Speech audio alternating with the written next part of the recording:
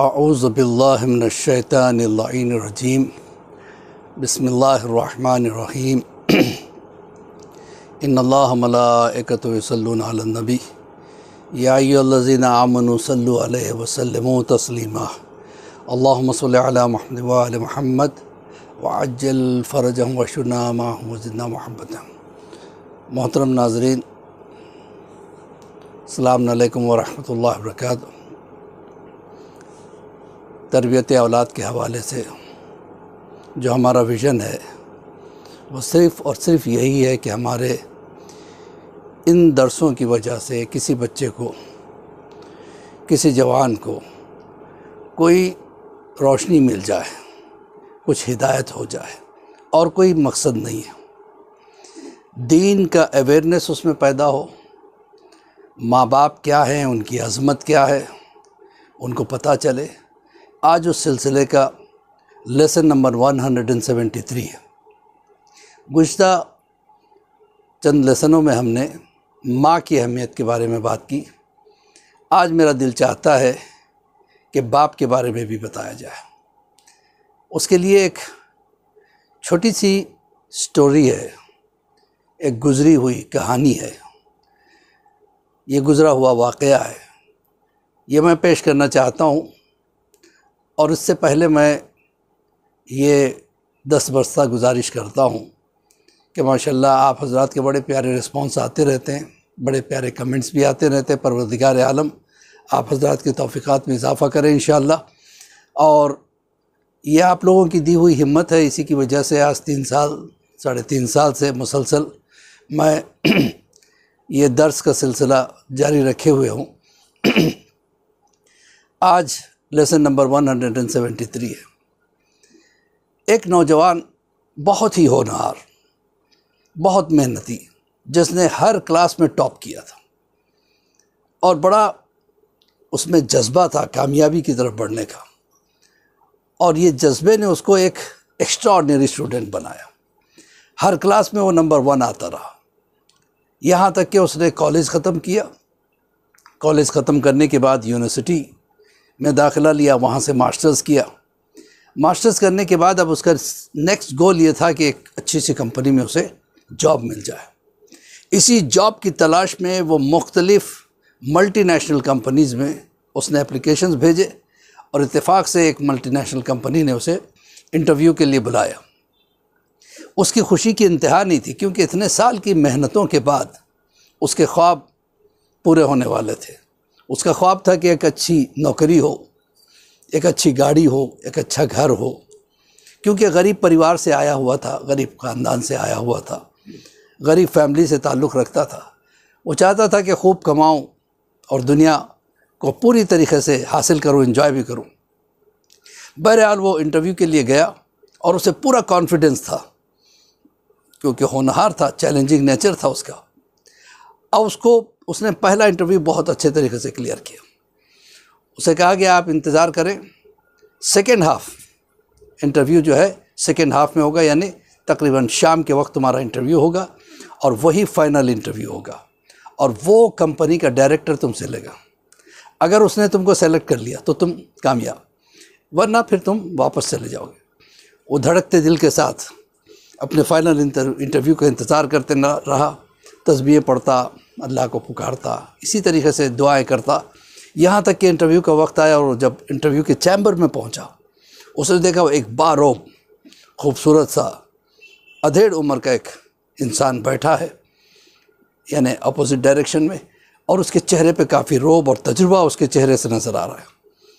اس نے سوچا بہرحال جو اس کے سبجیکٹ سے جو کوشچنس ہے وہ پوچھے گا، لیکن اس باروب انسان نے اس سے کہا کہ تمہارا اکیڈمک کیریئر میں نے دیکھا ہے، تم نے ہر کلاس میں ٹاپ کیا اور یہ ثابت کر دیا کہ تم محنتی ہو، لہذا مجھے تمہارے یعنی اکیڈمک کیریئر کے بارے میں مجھے کچھ دیکھنا نہیں ہے۔ تمہاری جو اکیڈمک لائف تھی وہ بہترین ہے، اس کے بارے میں مجھے کچھ سوال نہیں ہے، لیکن اب تم ریئل لائف میں جانے والے ہو، جہاں پہ تمہارے لیے بہت سے چیلنجز ہوں گے، بہت سی ذمہ داریاں ہوں گی، اور بہت سی کٹھنائیوں سے تمہیں گزرنا پڑے گا۔ لہٰذا میرا سوال اس سے رہے گا، اس سیگمنٹ آف لائف سے رہے گا جو کامیابی کی طرف لے جاتی ہے۔ تو اس نے کہا جی سر میں تیار ہوں، آپ پوچھیے کیا سوال پوچھنا چاہتے ہیں۔ اس نے کہا یہ بتاؤ تم نے جو اتنی محنت کر کے جو پڑھائی کی ہے اس کے اخراجات کون برداشت کرتا تھا؟ کس نے تمہارے فیسز باندھے؟ کس نے سب کچھ یہ کیا؟ اب یہ حیران ہو گیا، یہ عجیب سا سوال تھا جو اس کے سبجیکٹ سے کوئی تعلق نہیں رکھتا تھا، اس نے سوچا بھی نہیں کہ اس طرح کا سوال ہوگا۔ نے کہا کہ تھوڑی دیر کے لیے خاموش رہا، اس کے بعد اس نے کہا کہ میرے والد صاحب محنت کر کے مزدوری کر کے انہوں نے مجھے پڑھایا۔ کہا تمہارے والد کام کیا کرتے ہیں؟ اب یہ گردن نیچے جھکایا اور ذرا کتراتے ہوئے جھجکتے ہوئے اس نے کہا وہ دھوبی ہیں، لوگوں کے کپڑے دھوتے ہیں۔ تو ایک مرتبہ اس ڈائریکٹر نے کہا ٹھیک ہے آج کا انٹرویو یہیں پہ ختم ہوتا ہے، کل تمہیں پھر سے آنا پڑے گا، لیکن میں تمہیں ایک امپورٹنٹ اسائنمنٹ دینا چاہتا ہوں، وہ کر کے آنا۔ کہا جی فرمائیے کیا کرنا ہے؟ کہا کہ پہلے تم اپنا ہاتھ دکھاؤ۔ اس نے اپنا ہاتھ پھیلایا، بہت ہی ملائم صاف ستھرا بالکل بہترین ہاتھ تھا۔ کہا کہ دیکھتے ہو تمہارا ہاتھ کتنا پیارا ہے؟ کہا جی۔ اب تم گھر جاؤ، گھر جا کے تمہیں اپنے والد سے ملنا ہے اور ان سے کہنا کہ اپنا ہاتھ دکھاؤ، اور وہ جیسا ہے جو بھی ہے وہ مجھے آ کے بتانا ہے۔